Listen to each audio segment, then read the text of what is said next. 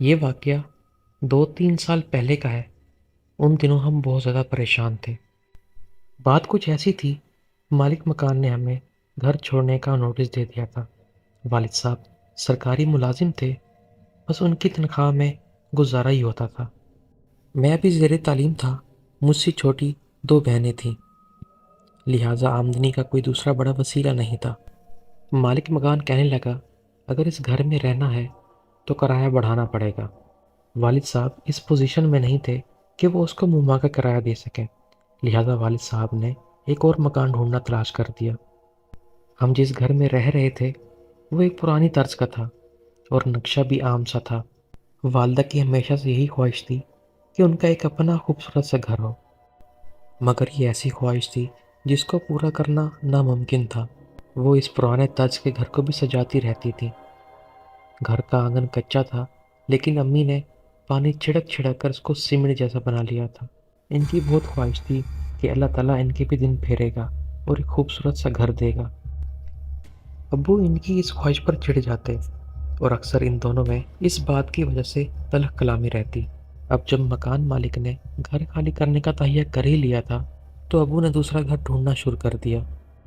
جن دنوں والد صاحب گھر ڈھونڈ رہے تھے ان دنوں والد صاحب نے اس بات کا ذکر اپنے دوست سے کیا۔ والد صاحب کے دوست نے کہا، میری نظر میں ایک مکان ہے، اس کے مالک امریکہ میں رہتے ہیں۔ والد صاحب نے کہا، ٹھیک ہے، مجھے وہ گھر دکھاؤ۔ وہ ابو کو ساتھ لے گئے اور ابو نے جیسے ہی گھر کو دیکھا تو ابو حیران رہ گئے۔ ابو نے جھٹ سے بولا، ارے یہ مکان تو نہیں، یہ تو محل ہے، میں اس بنگلے کا کرایہ کیسے دوں گا؟ ہمیں بس چھوٹا موٹا گھر چاہیے، اس محل کا میں کیا کروں گا؟ ابو کے دوست نے بولا، ارے تم پریشان کیوں ہو رہے ہو؟ انہیں کرائے سے غرض نہیں ہے، بس وہ یہ چاہتے ہیں کہ ہمارا مکان جس کے پاس بھی ہو بس وہ اس کی حفاظت کرے۔ والد صاحب نے پھر کہا، لیکن میری اوقات نہیں ہے اس گھر میں رہنے کی۔ تو ابو کے دوست نے بولا، ارے تم فکر کیوں کرتے ہو؟ تم جس گھر میں اب رہ رہے ہو اس کا کرایہ جتنا دیتے ہو تم بس اس کا بھی اتنا ہی کرایہ دینا۔ والد صاحب نے کہا، ارے پر میں تو اس کا صرف 3,000 ہی کرایہ دیتا ہوں۔ ابو کے دوست نے کہا، ٹھیک ہے۔ ابو یہ سن کر حیران ہو گئے۔ ابو نے کہا، آپ مجھے اتنے کم کرائے میں یہ گھر کیوں دے رہے ہو؟ تو اس شخص نے بولا، تو ابو کے دوست نے جواب دیا کہ جیسا کہ میں نے پہلے کہا تھا کہ اس گھر کا مالک امریکہ میں رہتا ہے، تو اس کو آپ کے کرائے سے کوئی غرض نہیں، وہ تو اس کی حفاظت کے لیے چوکیدار رکھ رہے تھے، تو الٹا اس کو پیسے دینے پڑتے، تو اس سے اچھا ہے کہ آپ ہی گھر کو کرائے پہ لے لو۔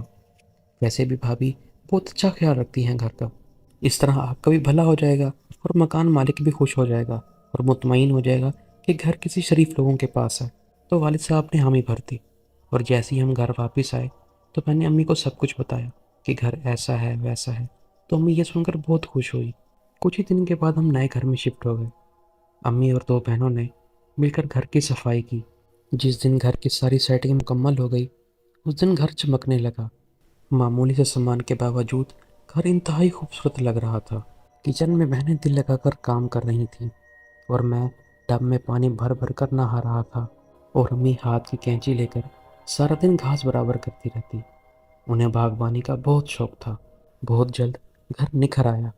ہم نے ابھی تک آس پاس کے بغور لوگوں کو دیکھا نہیں تھا اور نہ ہی آس پاس رہنے والے لوگوں کے بارے میں جاننا چاہتا۔ ہم سب بہت مطمئن اور خوش تھے۔ پہلا واقعہ تب پیش آیا جب میں باتھ روم میں نہا رہا تھا۔ میرے منہ اور جسم پر صابن لگا ہوا تھا اور پانی چلتے چلتے وہیں پر رک گیا۔ میں نے آواز دی اور امی سے کہا کہ مجھے ایک بالٹی پانی لا دو۔ امی نے جواب دیا، تم نل کو صحیح طرح سے کھولو، پانی ٹینکی کے اندر ہے پڑا۔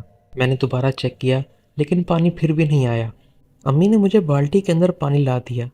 میں نہا کر باہر نکل آیا۔ میرے باہر جانے کے بعد امی نے اندر آ کر نل کا جائزہ لیا۔ امی نے جیسے ہی نل کو کھولا تو پانی بڑی تیزی سے آنے لگا، تو امی نے فوراً نل کو بند کر دیا۔ امی نے وہیں سے مجھے آواز دی اور مجھے ڈانٹنے لگی کہ تمہیں صحیح سے نل نہیں کھولنا آتا۔ امی جیسے ہی باہر نکلنے لگیں تو شاور دوبارہ ہی چلنے لگ گیا اور پانی کی بچھاڑ شروع ہو گئی۔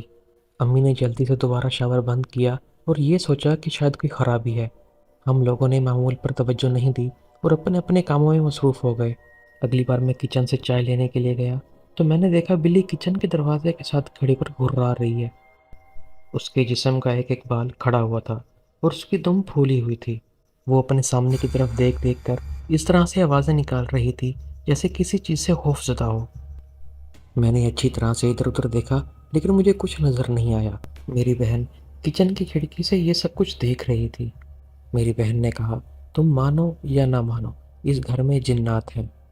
بہن کی اس بات پر صداقت تھی، اب مجھے بھی تھوڑا بہت خوف آنے لگا تھا۔ ایک صبح میں اٹھا اور مجھے کالج کی دیر ہو رہی تھی۔ میں نے باتھ روم میں جا کر فریش ہونا چاہا لیکن نل میں پانی نہیں آ رہا تھا۔ میں نے سب نل میں دیکھا لیکن پانی کہیں نہیں آ رہا تھا۔ میں چھت پر جا کر پانی کی ٹینکی کا ڈھکن اتار کر میں نے اندر دیکھا تو اس کے اندر پانی کی جگہ پتھر تھے۔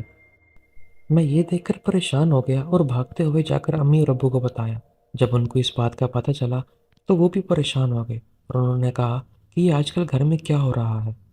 کچھ دن گزرنے کے بعد ہم اس بات کو بھی بھول گئے۔ ہمارے ایک ماموں تھے، وہ اب نارمل تھے۔ اگر ان کو کوئی کھانا دیتا تو کھا لیتے تھے، اگر کوئی نہ دیتا تو نہ کھاتے تھے۔ اگر کوئی منہ دھلا دیتا تو دھو لیتے تھے، اگر کوئی نہ دھلاتا تو کوئی ہفتوں ایسے ہی گزار دیتے تھے۔ اور وہ ہماری بڑی مامی کے پاس رہتے تھے۔ بڑی مامی سعودی عرب جانے لگیں تو انہوں نے انہیں ہمارے پاس چھوڑ دیا۔ ان کو آئے ہوئے 1-2 روز ہی ہوئے تھے، کمرے سے ان کی چیخیں آنے لگیں۔ صبح کے تقریباً 4 بج رہے تھے اور وہ باتھ روم کے دروازے کے بالکل قریب کھڑے تھے۔ ان کا رنگ بالکل سفید ہو رہا تھا اور وہ ہاتھ اٹھا اٹھا کر بول رہے تھے کہ یہ ہمیں اندر نہیں آنے دے رہا۔ میں آگے بڑھا، امی ابو اور بہنیں بھی جمع ہو گئیں۔ میں ہمت کر کے آگے بڑھا اور مجھے باتھ روم میں کوئی نظر نہیں آیا۔ ماموں نے کہا ان کے دانت باہر ہیں اور ان کے سر پر سینگ ہے۔ ماموں نے اندھیرے باتھ روم کی طرف اشارہ کر کے کہا۔ اتنی دیر میں امی نے آیتوں کا ورد شروع کر دیا۔ تھوڑی دیر کے بعد ماموں نارمل ہو گئے۔ امی بہت پریشان ہو گئیں اور امی نے کہا مجھے یہ گھر ٹھیک نہیں لگ رہا، مجھے اس گھر سے نکالو۔ اور صبح ہوتی ہی ہم نے پیکنگ شروع کر دی اور ہم نے اسی دن گھر کو چھوڑ دیا۔ یہ تھی آج کی چھوٹی سی کہانی۔ اگر آپ لوگوں کو ویڈیو اچھی لگی ہو تو میری ویڈیو کو لائک کر دو اور میرے چینل کو سبسکرائب کر دو۔ اللہ حافظ۔